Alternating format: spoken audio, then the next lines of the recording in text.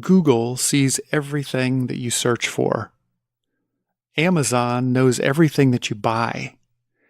Now that those companies have gotten into the healthcare business, how are healthcare companies going to compete? Hello and welcome to Data Points, the podcast where we talk about all the ways that data and analytics are driving innovation in healthcare today. I'm your host, Greg Matthews, and joining me on the show today is Carrie Liken, the head of the healthcare business unit at Yext. Join us as we talk about some of the secret weapons that hospitals and health systems are using today to begin thinking about addressing that new form of potential competition from the likes of Google, Amazon, and other non-traditional competitors. Hope you enjoy this conversation as much as I did. Carrie, welcome to Data Point. Thanks for being with us today. Thank you for having me. I'm glad to be here.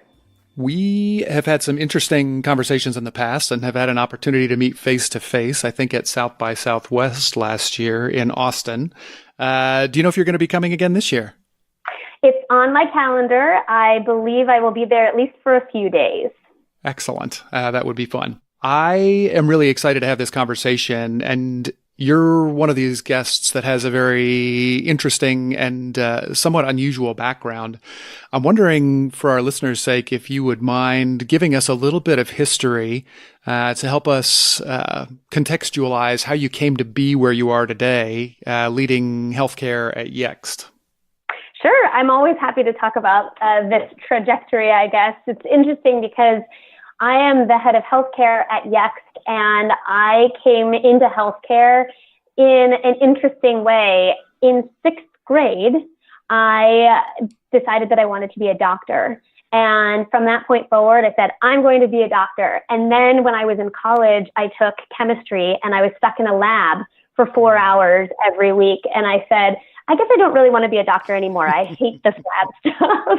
Yeah. So I had to figure out how to get involved in healthcare in a slightly different way. And through a number of different jobs, job opportunities, exposure points within law firms, within lobbying on the Hill, within understanding Medicare and Medicaid, and then eventually getting a master's of public policy at Harvard and focusing on health policy, I thought it might actually be interesting to go through healthcare in a slightly different way.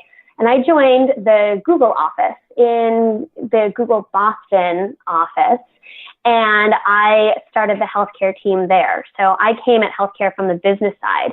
I grew that team, spent 8.5 years there, and then I moved over to Yext, where I was asked to basically see if healthcare is an opportunity. And for certain, it is in so many different ways. And so I've been able to come to healthcare in a slightly circuitous way. And I also married a doctor. So I at least get the healthcare from the clinical side as well, just by virtue of dinner table conversations.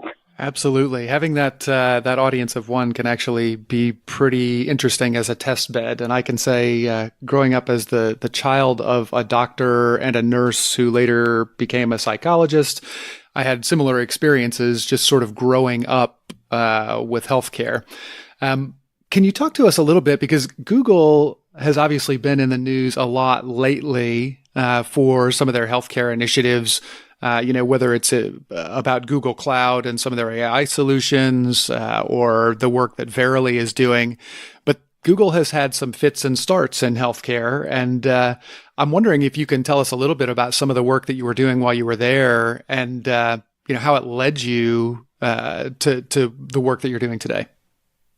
Sure. Google has had some fits and starts in healthcare, and I think that they've had a lot of issues just when it comes to privacy and HIPAA. And so I was coming at it from the Google perspective on the business side, on the marketing side. I would work with marketing teams and help them better understand how to acquire additional patients or additional customers.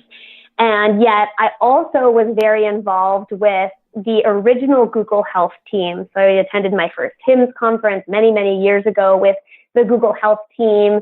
And I got this sense of, oh my goodness, there is so much more healthcare going on at Google than just my little old world in this tiny little Google Boston office that only had about 50 people in it at the time. But I think the component of it that is really interesting about Google, and I think that it also extends to all of these other companies who are really starting to get into the space, is that there's a delicate dance that Google is doing. We used to talk about this all the time when I was at Google, because I could access the searches that people were making. We had a tool, and we could look at that tool and we could see volume of searches. We could look and see how many clicks people were clicking on different search results. We could look at it from the AdWords perspective and see how much people were paying for those. And Google knows everything. And I don't mean that to be in a scary sense, but Google definitely has a perspective on what's top of mind for people. We used to say, when we would talk to people about just utilizing more Google services, we would say people tell Google things that they wouldn't even tell their best friend. They type into that search bar everything that's private, everything that's not private. And I think that's the big component of why Google has had such fits and starts. It's just that they're on a tightrope almost. If they make one small misstep, that could be a major explosion as it relates to privacy, as it relates to just exposure of people and humans. So what I was doing was more on the side of helping to educate organizations on the search behaviors, the patient journey, how people are searching for healthcare, and how that has changed over the last 8.5 years that I was there. And now that I've moved over to Yext, I continue that conversation. And I think a little bit more now about not just Google, but how patients and consumers are finding information all over the place on multiple devices, including voice devices, but everywhere somebody could be searching for healthcare, and just ensuring that search is being fulfilled in the right way. Yeah. And, it's a really interesting concept, because as you say, Google has all this really interesting information about healthcare consumers, but the clients that you're working with in many cases now at hospitals and health systems, they have lots of data about the people that, come in and out of their facilities. Are they worried about what, the information that Google has or that Amazon has? What does that dynamic look like now? That is a fascinating question. I see this. So I've been to almost 300 health systems in the last 2.5 years, and I visited with them. We tend to talk mostly to marketing teams and sometimes to the CIO and that group.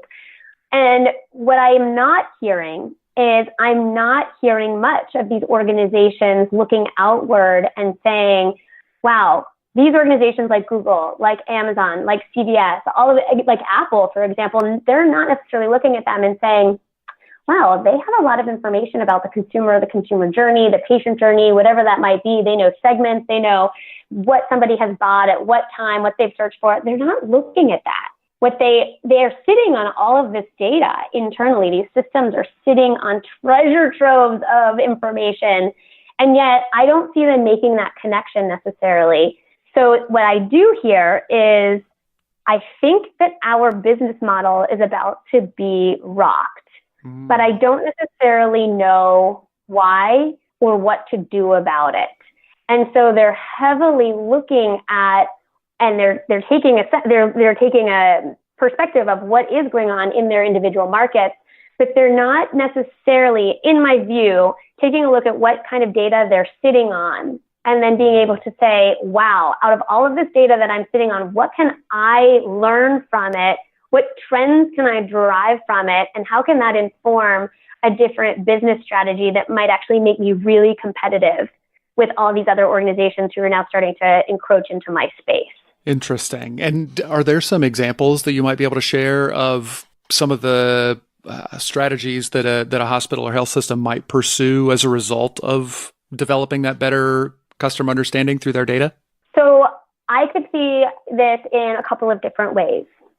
So organizations are sitting on a lot of different pieces of information, so different data points. They maybe have claims data, they have search behavior, they have search data, they have website traffic data, they have visit data, they have appointment scheduling data, they have all sorts of data points that they're treating those data points in silos. And yet what they're not necessarily doing is connecting those data points. What I can tell you is within organizations, I often hear that once somebody accesses a system and finds a provider and books an appointment with that provider, 9 times out of 10, once that appointment is booked, they can't find that patient at all throughout the system. The data exists within the system, but they can't connect the dot between that patient having made an appointment and any of the next follow-on different appointments or revenue that came from each one until that patient's healthcare situation has been solved. Wow. That is all lost. So if they could just remove the silos and start to connect those data points, they exist, like EMR data and record numbers, and then appointment numbers, and then revenue and claims data. There's all of this information that is not being connected. And Amazon has it connected, and CVS has it connected, Google has it connected. So if they've been able to figure that out, why can't healthcare organizations figure that out? That would make them operate in an entirely different stratosphere. Yeah. Do you have a sense of what some of those obstacles might be? I feel that there might be 2 obstacles that come up most particularly. One is the concept of we've never shared this data outside our business unit within the system, and we're not going to. It's just this is our mindset. This is how it works. And until maybe there's new leadership who comes in, or until maybe there is someone who develops a relationship with another business unit that builds trust, that information may not necessarily ever get shared. I think the other piece is that systems have never really thought of themselves as platforms. So I moved from Google being a more enterprise level, advertising driven revenue type concept to an organization at Yext where we're a cloud-based platform. I always talk about us being a platform. And I think about healthcare organizations also as now they need to start thinking of themselves as a platform. And historically, technologies that have been integrated into a health system have never been real platforms that talk to one another. And efficiency is now the name of the game. So if you think about it, Epic has its app orchard, but they charge an arm and a leg in order to integrate with it. And they don't really want that information to be transferred from one platform to another. And then you have these other organizations who are out there who also want to keep their data within a wall. And as long as that continues to be the case within a healthcare organization, that data will never have the freedom to move into one place or another, which will then hinder the opportunity to derive any analytics or value out of where the data is sitting and how we can connect the dots and take a look at it from a macro perspective. Outstanding. And that's actually a good point to take a quick break, but stick around because we're going to be right back with Carrie Liken from Yext. Hey everybody, this is Reed Smith. And this is Chris Boyer. And we are co-hosts on a show called Touchpoint, which is a podcast that's dedicated to the discussions on digital marketing and online patient engagement strategies, not only for just hospitals, but health systems and physician practices. In every episode, we'll dive deep into a variety of topics on digital tools, solutions, strategies, and other things that are impacting the healthcare industry today. And while you listen to this show, we would certainly love you to check out ours. All you have to do is swing on over to touchpoint.health for more information, and also some of the other shows that are featured on the Touchpoint Media Network. And we are back. This is the Data Point Podcast. I'm your host, Greg Matthews, and today we're talking with Carrie Liken from Yext. Carrie, we were talking a little bit before the break about the concept of some of this siloed data that exists within hospitals and health systems, and the fact that it tends to exist for a single purpose today, but really needs to be thought about more broadly in terms of integrating with other data sets and being a little more open to sharing. And one of the things that you had mentioned in our pre-interview was that there is a little bit of a shiny object syndrome in healthcare, especially healthcare technology. I'm wondering if you could talk a little bit about what you mean by that. Yes, definitely. There really is a shiny object syndrome. So what I see most recently, I've been seeing this in voice and the focus on voice within healthcare and health systems. And when I say that there's this focus on the bright and shiny object, I hear this. Every year there's a theme. So one year the theme was CRM. One year the theme was ratings, reviews, and reputation management. This past year was definitely all about voice. And what happens is these organizations take on what the theme of the year is, and they start saying, we need to do this, we need to do this, we need to work on this. And they don't necessarily have a perspective on A, why is it important? B, what will it do for them? And C, how will they activate on it? And if we were to just strip this down to the basic form, reputation, ratings, reviews, all of the elements that go around that. And then you think about CRM, the big topic a couple of years ago, and you think about voice. If you just strip it all down to the basics, it all has to do with data. So from the ratings and reviews perspective, that is really a focus on, are you collecting information? Are you able to respond in a way that helps future patients in their searches, helps future patients better understand, is this a good doctor, is it not? Is this a good location, is it not? But then are systems really taking that feedback, analyzing it, and then implementing any change from it? And a lot of times I don't see that. I don't see the service recovery necessarily. Now, I don't know what goes on behind the scenes, but when I'm talking to organizations, it's more about just collecting and responding. But there's a lot that can be gathered from themes from within that. So there's a lot of data that's pulled in, and then what do you do with that data? On the flip side, the voice perspective is very interesting because everyone wants to build a voice Alexa skill or a Google Home action. And yet, at the end of the day, people are asking questions of these devices. And we know that a lot of people are asking healthcare specific questions of these devices, and organizations who want to be able to provide answers aren't yet doing that. Yet they're building a skill, and the skill boils the ocean. The skill doesn't really serve any useful purpose or value. And so the organizations don't really understand. I followed the bright, shiny object, but I don't really understand, why is nobody using our skill? Well, it's because at the end of the day, people are asking the question, they're not getting the answer they need, so then maybe they're going to their mobile device instead. The reason they're not getting the answer they need is because they are not getting the data from the healthcare organization in a way that is structured that can then send it to an Alexa or to Google or to Siri. So everything revolves around the data. And as long as the data, like we were talking about earlier, as long as the data lives in silos and isn't connected to one another, how does an organization know even how to pull it together to then send it to a voice device? Wow. Or so that must provoke a really kind of an interesting aha.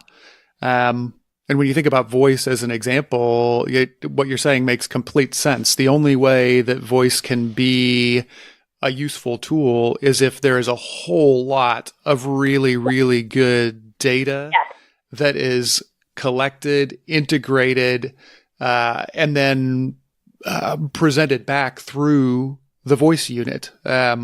The voice by itself tends to be kind of dumb. And to be honest with you, it's I think about how far Amazon, for example, has outstripped Apple in terms of the voice interface. And Siri feels very dumb to me at times compared to Echo. I suppose that's a microcosm of what we see happening inside the health systems, because if the data is not there to respond appropriately, having voice doesn't do you much good. It's only as good as the data that you're able to send to it. Yeah. So how do you see hospitals and health systems, and I know that this is probably the exception rather than the rule today, but how do you see organizations beginning to tackle this problem, assuming that they're recognizing that it is a problem in the first place? So of those who do recognize that this is a problem, I see some interesting changes take place within the organization. There's a lot of partnering going on within an organization. So I can give two examples. One is Ohio Health and the other is Jefferson Health in Philadelphia. They have completely reshaped and reformatted the concept of what it means to have an internal unit within the organization. And a lot of times this data that I'm talking about, this data is meant to be publicly or externally facing. And so that means that it lives in the marketing team. And so what I'm seeing in both of these organizations specifically is that the marketing organization is no longer just a traditional marketing organization where they do many branding campaigns and they run TV ads, and maybe they allocate just a tiny little bit of their budget to digital. But what I'm now seeing is that they're saying our marketing team has to touch the patient or the consumer in many different ways. Not only are they doing it, again, in branding, of course, but then they're allocating a lot of energy, resources, and budget to digital. And on top of that, they're unifying a group that used to take long bits of time to get things done. They've brought in developers into the marketing group. So if they need to get something done, the developer is there at the ready to actually get it done or to work on it and brainstorm and think through things differently. And then on the flip side too, with Jefferson, they've created an innovation center where you walk into their offices and you feel like you're walking into a Silicon Valley tech business. It is amazing what they're doing. And that is just a unique perspective on healthcare, thinking we are sitting on so much information on so many different platforms. We will have developers on this, but we also need to meet the needs of our patients internally. So they have an Alexa in every single patient room. They have an opportunity to make sure that they're matching the right patient to the right doctor for the right condition. But then they're also working on what's new, innovative, and how do you delight those people who don't yet know they become patients. So they are doing some really unique things too. And it's all about building those internal partnerships and showing that, hey, we can work together. And if we just open up and unlock those gates to where the data lives, lots of goodness can come from that. That is fascinating. And it really sounds like a pretty profound cultural shift from what you described earlier in terms of, the data silos that are more typical. Do you have a sense, for these organizations, and you listed a couple of really good examples, we'll include those in the show notes. Do you have a sense of some of the things that they may have done to facilitate that cultural change? Because it seems like it could be, it's one thing to say we need to do this, but it's another to actually be able to implement it. What drives that? That's a great question. I don't think I have a good answer for that because I would have to say, at least in the Ohio Health example, the leadership came from outside of healthcare. So when the person came in and said, wow, I didn't realize healthcare actually works this way. This is not how we did it in retail, so we're going to try to change things. I think he was able to build some really good relationships within his team, within marketing, but then also start to evangelize the value and hearken on his past experiences to be able to do this. I'm not quite sure necessarily how it works in other organizations. I feel like it takes a lot to have support of the leadership. And I talk to these organizations and I talk to the C-suite quite often, and there are some who are forward-thinking, technologically driven, they understand the value of this and they want to move forward in an innovative way. And then there are others who don't really want to pay that much attention to it. Yeah. And there are just other considerations. I understand if you're a CEO of a hospital, you have about 10,000 things that are on your plate at any given time. This might not be one of them. Right. But of those who are more forward-thinking, they're the ones whose teams are really, really taking this concept and running with it. Yeah. And it's so interesting because, you referenced, I think you said 300 hospitals and health systems over the last year and a half. Did I get that right? 2.5 years. Yes.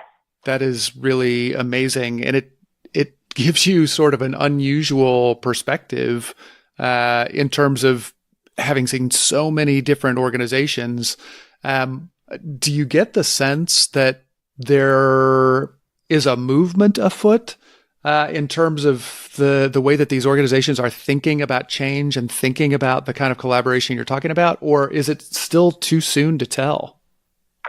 I think it's still too soon to tell. I see it, but I don't see it in mass yet. So, there are two things that I think about it. One of them is there's the movement. Wow, there's going to be a tipping point and we'll be off to the races.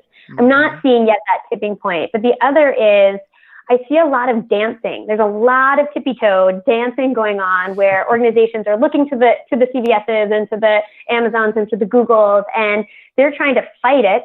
And I think some organizations I'm seeing are saying, is there a way that we can partner and unite with them?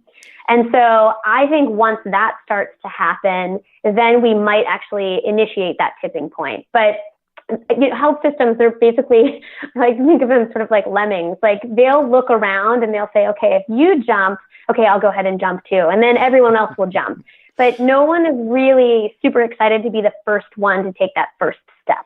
It is so interesting over the last few years to see some of the kind of partnerships that have developed. When you think about Aetna and CVS, you think about Humana and Kindred, you think about Cigna and Express Scripts. There are so many companies that are really thinking creatively about transforming the way that they work based on a combination of skills or expertise. And yet I wonder, is that long-term going to be what it takes to motivate the kind of change that we're talking about? I'm musing here, but it's having your perspective on it is really, it's fascinating. Are there any of those kind of unique partnerships? We've talked a little bit about Google. We've mentioned Amazon. Anything out there that you see that you find particularly compelling or worth watching because of the nature of the innovation that's implied? Ooh, I think maybe the CVS Aetna partnership might be worth watching. So I think some people might have said Amazon, JP Morgan, Berkshire Hathaway, but what I think that they're doing with that triple partnership is I think what they're doing is thinking through how do we best provide care utilizing the employee base that we have, and then how can we go to the government and then tell them, here's the example, now let's see if we can change Medicare, Medicaid. I don't know, so I'm not going to necessarily tip my hat to that, but I think the CVS Aetna partnership I think is really, really interesting because what it's doing is it's completely changing a health system's go-to-market. So what I've seen in healthcare is it's been changing. Everyone's talking about I need to bring the patient back into the neighborhood. I need to keep the patient out of the hospital. We only want to treat the most complex patients, and we want to make sure that we're pushing the patient out into the neighborhood. And I can tell you from where I live in Boston, I have a CVS across the street from where I live, and there's also a CVS blocks away from me from where I live. So there is a CVS, at least in these high density areas, pretty much anywhere you need to go. I can find 2 CVSs within 5 blocks of me. Wow. So what does that look like when I need to figure out my local strategy as a health system? So I, Carrie, might opt to go to a Minute Clinic because it is super convenient. Yeah. I'm not going to necessarily go to the Partners Urgent Care. It's about 10, 15 blocks from where I live. So did Partners just lose me as a potential patient? And what will happen as a result of that? If CVS, if Walgreens, if all of these different organizations are now going to be getting far more into this space, then how does this change the health system and how the health system needs to better understand its different consumer segments? I think that's the big one to watch. Yeah, that is so interesting because I think about that, example specifically. It feels as though the health system that's going to be most successful is going to think about how do I incorporate these new care pathways into my overall continuum of care rather than say, I'm going to replace them or, compete with them on every aspect of care. What are some ways that we could incorporate that into our overall model? In a way that benefits the patient. Fascinating. Yes, and definitely on top of that too, when I talk to marketing teams are always asking about how do I create more loyalty with my patient or my consumer? And I think that's not not really a consideration anymore. At least I think the older populations and those who have ongoing medical conditions, maybe they're seeking cancer treatment or something to that effect, they might be loyal to finding, that one organization that is the best or that one doctor who is the best. But for everyone else, there is no such thing necessarily as loyalty anymore. It's all about convenience. So can I get the care in the most convenient way possible? And so those systems will have to think very differently about how does CVS play into that whole marketing play or that whole patient acquisition play? Because for me, across the street is the most convenient. Yep. It's not going to the urgent care that's owned by partners that's a lot further away. Right. So that is not a loyalty play. I'm not loyal. Even though my husband works at MGH, I'm not loyal to MGH by any stretch of the imagination. I just need to find something that's convenient.